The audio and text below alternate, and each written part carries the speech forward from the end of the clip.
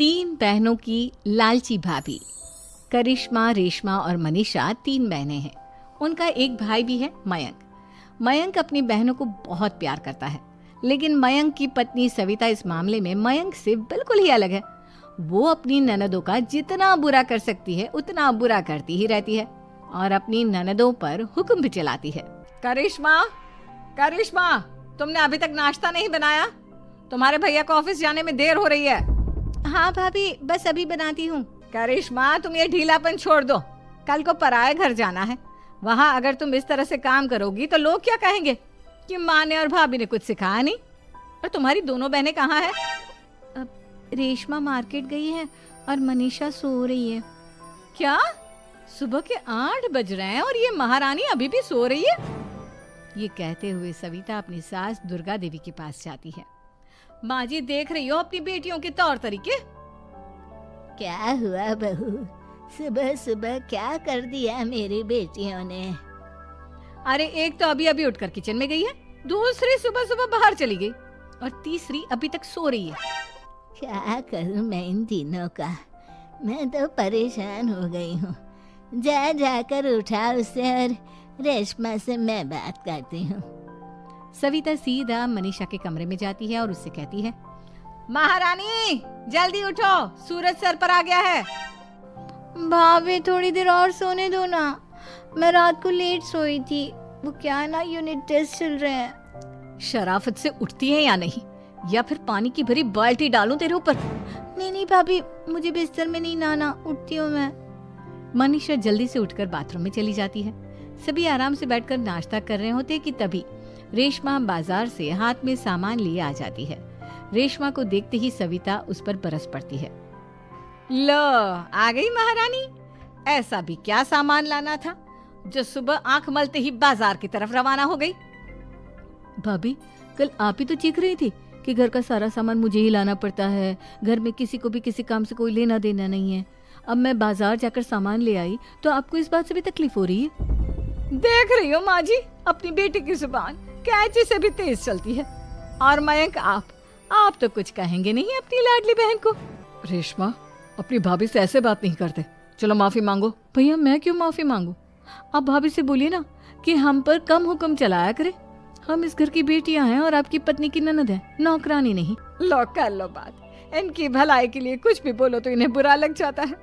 इस घर में यही इज्जत है मेरी। देख लो माँ जी, आपकी बेटी किस लहजे में मुझसे बात कर रही है। सविता वहाँ से चली जाती है। मयंक को बहुत गुस्सा आता है, वो भी वहाँ से चला जाता है। फिर करिश्मा रेशमा को समझाती है। रेशमा, तुम्हें भाभी से माफी मांग लेनी चाहिए थी ना। लेकिन दीदी, मैंने कुछ किया ही नहीं, तो मैं माफी क्यों मांगू? हाँ करिश्मा दीदी, रेशमा दीदी जैसे ही घर में आई भाभी ही उन पर चिल्ला रही थी। हाँ, मैं मानती हूँ कि गलती भाभी की थी। मैं तो इसलिए बोल रही हूँ कि भाभी ने माँ को तो पूरी तरह अपने वश में कर लिया है। वो हमारी बात सुनती ही नहीं। मयंक भैया हमारे लिए हमेशा खड़े रहते हैं, इसलिए उनकी बात का मान तो तुम्हें रखना चाहिए था ना। कोई फायदा नहीं दीदी, कुछ दिनों की बात और है, भाभी उन्हें भी हमारे खिलाफ भड़का देंगी। फिर वो भी माँ की तरह हमारी किसी बात का विश्वास नहीं करेंगे। इसी तरह सविता अपनी तीनों ननदों को किसी न किसी बात पर परेशान करती रहती थी। एक दिन मयंक अपनी तीनों बहनों के लिए गिफ्ट लाया। करिश्मा, ये तुम्हारे लिए हार का सेट। रेशमा, तुम्हारे लिए सुंदर सी ड्रेस। और मनीषा, तुम्हें किताबें पसंद है ना, तुम्हारे लिए किताबें लाया हूँ। थैंक यू भैया। थैंक यू भैया। थैंक यू भैया। करिश्मा, तुम्हारा नेकलेस कितना सुंदर है। ये भैया कहाँ से ले आए होंगे? मैंने भैया को 3 दिन पहले फोन पर ये डिजाइन दिखाया था और आज भैया ये ले आए। सविता तो अपनी ननदों के गिफ्ट्स देखकर जल गई और करिश्मा का नेकलेस तो उसे भी बहुत पसंद आया था। अपनी बहनों के लिए कितना अच्छा नेकलेस लेकर आए हैं, मुझे कभी कोई गिफ्ट नहीं दिया। मैं आज ही ये हार चुरा लूंगी। रात में सविता करिश्मा का हार चुरा लेती है और इसी तरह उसे अपनी ननदों की जो भी चीज अच्छी लगती वो उसे मांगती नहीं, बल्कि रात के अंधेरे में चुरा लेती। इसी तरह दिन बीतते गए और सविता ने मयंक के दिल में भी उसकी बहनों के लिए नफरत पैदा कर दी। एक दिन मयंक ने करिश्मा और रेशमा के लिए रिश्ता देखा और ये बात उसने घर में सबको बताई। माँ, करिश्मा और रेशमा के लिए बहुत अच्छा रिश्ता आया है। वो लोग कल इन्हें देखने आ रहे हैं। आप और सविता मिलकर सारी तैयारी कर लेना।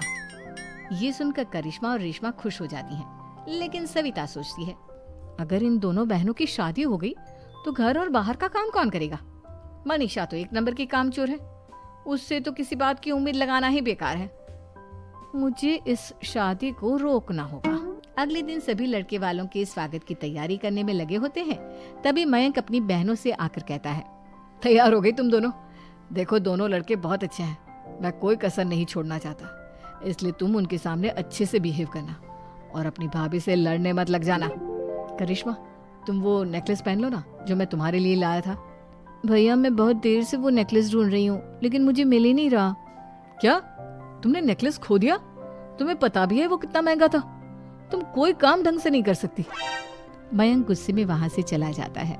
थोड़ी देर बाद लड़के वाले भी आ जाते हैं। वो दोनों बहनों को पसंद कर लेते हैं और रिश्ता पक्का हो जाता है। लेकिन सविता के दिमाग में तो कुछ और ही खिचड़ी पक रही थी। वो पंडित जी के पास करिश्मा की कुंडली लेकर जाती है और उन्हें पैसे देकर करिश्मा की कुंडली बदलवा देती है। जब लड़के वालों के पास करिश्मा की कुंडली जाती है तो वो दुर्गा को फोन करते हैं। बहन जी, हमने करिश्मा की कुंडली अपने पंडित जी को दिखाई थी। आपकी बेटी की कुंडली नहीं बल्कि दोषों का पिटारा है। देखिए, मैं और मेरे पति इन सब बातों में बहुत विश्वास करते हैं, इसलिए हम आपकी बेटी से अपने बेटे की शादी नहीं करा सकते। इस तरह करिश्मा का रिश्ता टूट जाता है और सभी घर वालों को बहुत दुख होता है। अब कविता सोचती है, चलो करिश्मा का तो रिश्ता टूट गया, अब रेशमा का भी रिश्ता तोड़ना है। क्या करूं? अब सविता आवाज बदलकर किसी अननोन नंबर से रेशमा के होने वाले ससुराल में फोन करती है। हेलो, मैं कौन हूँ कौन नहीं ये आपके लिए जानना जरूरी नहीं।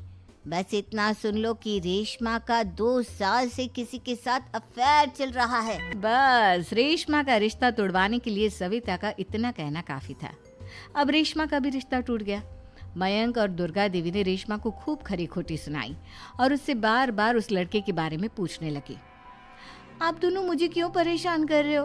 अरे कोई लड़का होगा मेरी लाइफ में तो मैं बताऊंगी ना, जब कोई है ही नहीं तो कहाँ से लाऊं मैं कोई लड़का? तो तेरे होने वाले ससुराल वालों को फोन किसने किया था? माँ मैं नहीं जानती किसने फोन किया था, मैं सच कह रही हूँ। मैं तो पहले ही कह रही थी इसकी लगाम खींच कर रखो, लेकिन मेरी सुनता ही कौन है। आप चुप रहिए भाभी, ये सब आपका ही किया धरा है। अब तीनों बहनों को विश्वास हो जाता है कि ये सब उनकी भाभी ही कर रही है। तीनों बहनें अपनी भाभी को सबक सिखाने के लिए एक वकील कर लेती है और घर में हिस्सा मांगना। देखो भैया, माँ बाप की जायदाद में जितना बेटों का हक होता है उतना ही बेटियों का, इसलिए इस घर के 4 हिस्से होंगे और हमें अपना हिस्सा चाहिए। मैंने तुम्हारे लिए क्या क्या नहीं किया और तुम इस घर में हिस्सा मांग रही हो? भैया, आप और माँ हम बहनों की कोई बात नहीं सुनते हो और भाभी हमारी शादी नहीं होने देगी क्योंकि उन्हें लगता है कि आप हमारी शादी में ज्यादा पैसा लगाओगे और उन्हें हम जैसी फ्री की नौकरानी कहाँ मिलेगी। तो हम भाभी के साथ तो रह नहीं सकते, हम बहनों को अपना हिस्सा चाहिए। अरे तुम्हें शर्म आनी चाहिए अपने भाभी पर ऐसा इल्जाम लगाते हुए। वो तुम्हारे बारे में कितना सोचती है। हाँ माँ, भाभी हमारे बारे में बहुत सोचती है, दिन रात बस यही सोचती रहती है कि किस तरह से अपनी तीनों ननदों को परेशान करूं और कभी मुझे पढ़ने भी नहीं देती। दोनों बहनों का रिश्ता भी तो इन्होंने ही तोड़वाया है और रात में हमारे कमरे में आकर हमारी चीजें भी चुराती हैं। इसी तरह सविता की तीनों ननदें अपनी बात पर अड़ी रही। अब कोर्ट में तारीख भी शुरू हो गई। जब सविता को लगा कि उसकी तीनों ननद इतनी आसानी से नहीं मानने वाली, तो उसने अपने पति और सास को सारी सच्चाई बता दी और अपनी तीनों ननद से माफी मांगी।